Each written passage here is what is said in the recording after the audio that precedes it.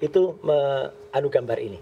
Ya, jadi ini adalah dia memposting ini pada tanggal 1 April. Ini hasil software loh, bukan saya mengedit. Jadi kalau Pak Irjen Asep Edi menerima ini dan anak buah yang edit, tuh anak buahnya suruh sekolah lagi Pak. Pas foto itu ada di atas cap atau di bawah cap. Kalau di bawah cap dia lintasan capnya itu ada. Tapi ini kenapa saya pakai? Ini adalah yang dipakai oleh Bareskrim, Badan Reserse Kriminal, ketika mengumumkan gelar perkara. Ada ijazah miliknya Fronojiwo. Ini ijazahnya Fronojiwo. Huruf A-nya di sini. Betul. 11-17 itu mepet ke dalam. Huruf A-nya 11-15 milik Fronojiwo.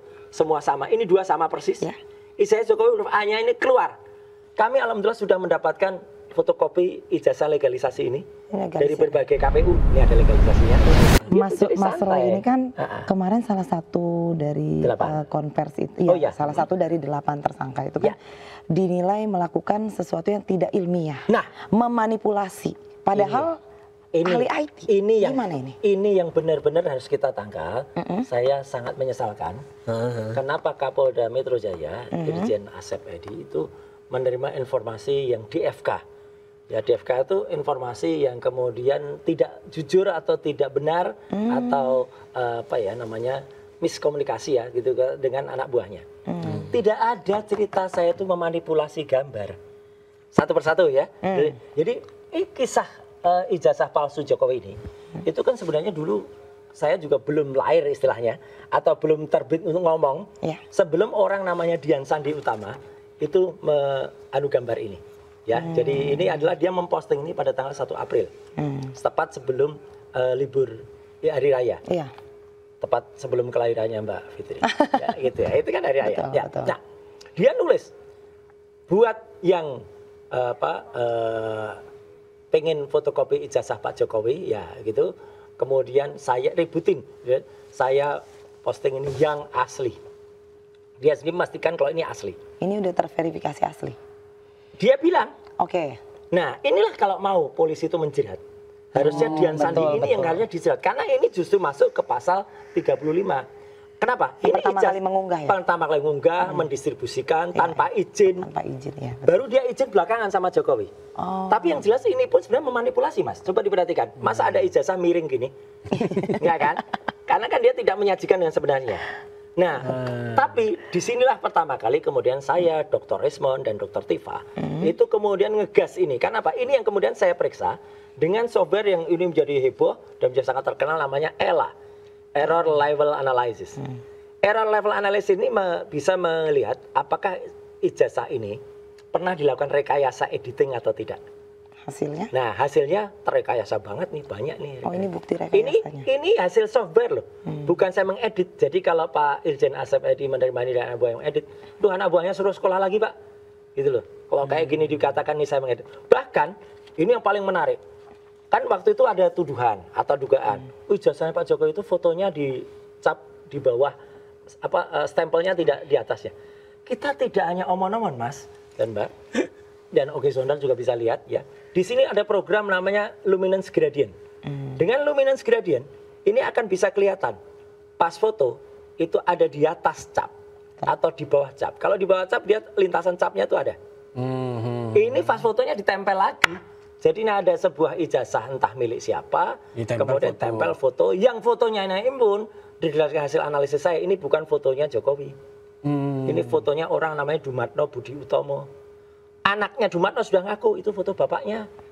Sudah ada pengakuan Sudah ada pengakuan itu. Jadi sebenarnya banyak banget bukti-bukti itu yang kemudian tidak ditindaklanjuti oleh kepolisian. Dan kemudian saya melakukan uji analisis. Karena kemudian kalau disebut-sebut, wah itu ijazahnya bukan itu yang oke. Waktu itu tahun 2022 ya, Dekan Fakultas Kehutanan UGM Pak Sigit Sunarto mengeluarkan fotokopi kayak gini. Ini pun jauh lebih bagus waktu itu. Karena tidak tekuan gini, tidak tertekuk. Tapi ini kenapa saya pakai? Ini adalah yang dipakai oleh Bareskrim, Badan Reserse Kriminal, ketika mengumumkan gelar perkara, tanggal 22 Mei. Ini yang ditayangkan. Coba Mas, kalau Bareskrim katanya sudah pernah meneliti ijazah yang asli, kenapa yang dipasang gambarnya ini? Jadi ijazah aslinya itu mana? Ini kan sebenarnya kembali Mbak Fitri, kembali pada pertanyaan umum, pertanyaan waras masyarakat. Kalau punya ijazahnya, tunjukkanlah. Itu aja sebenarnya. Pada waktu itu bukannya Pak Jokowi pernah membawa ijazah asli untuk ditunjukkan kepada Bareskrim? Mana buktinya? waktu itu kan Pak Irjen Ade Ari waktu itu masih kombes mengatakannya di bawah itu fotokopi, bukan ijazah asli. Dia pernah menunjukkan ke sebagian wartawan dengan segala hormat saya. Apakah wartawan juga ahli untuk bisa meneliti itu asli apa enggak? Dan satu lagi kebohongan kemarin, ketika dia menunjukkan kepada para termulnya yang anggota mania itu, Jokowi mania atau apa itu, yang kemudian itu si siapa Judi Ari. Nah, saya manggilnya Judi Ari karena dia terkait dengan kasus Budi Ari. Budi Lurusin. Gue nyapu nih lagi nyapu. Budi. Namanya kalau saya sih udah agak kalau salah namanya nggak sesuai KTP kan beda, Pak. Oh, makanya nanti error en persona gitu kan. Nah, enggak apa-apa supaya nggak dituntut. Judi Ari. Nah, dia mengatakan, "Oh, sudah lihat ijazahnya, asli." Lihat ijazahnya gimana? Ijazahnya lagi disita oleh Barreskrim kok. Lagi disita oleh Polda Metro juga. Kok dia bisa lihat? Dan terakhir kan si Freddy Damanik mengakui itu di salah satu TV. Lihat ijazah atau lihat scan-nya? Kami hanya lihat scan-nya. Oke, intinya gini, Pak. Oke. Saya meriksa fotokopi ijazah Jokowi ini fotokopi yang diakui oleh Barreskrim. Saya bandingkan dengan 3 ijazah lain. Ada ijazah miliknya Fronojiwo. Ini ijazahnya Fronojiwo. Ini nomor 1115. Oke. Ijazahnya Jokowi tadi nomor 1120. Oke. Kemudian ada ijazah almarhum Hari Mulyono. Ini nomor 1116. Ijazah lagi milik Sri Murtiningsih 1117. Ini dapat dari mana nih, Mbak? Ini dapat lah Mas pokoknya. Roy. Nah, 3 ijazah ini kemudian saya gandengkan. Saya uji. 1, 2, 3. Ini Oke. 1115, 1116, 1117 ya. Ini kemudian saya paparkan. Dengan ijazahnya Jokowi tadi, yang 1120 tadi. Oke. 1120, 1115, 1117, 1116. Kalau kita lihat, mungkin Zoner juga akan melihat ini mirip kan. Nggak ada bedanya. Sekilas cuma mirip. Semua asli. Coba perhatikan dengan tajam lagi. Ini 1117, ini 1115, ini 1120 lah. Huruf A-nya di sini. Betul. 1117 itu mepet ke dalam. Huruf A-nya 1115 milik Fronojiwo. Semua sama. Ini 2 sama persis. Ya. Ijazah Jokowi huruf A-nya ini keluar. Saya waktu itu menyebutnya di depan baris itu mencotot keluar.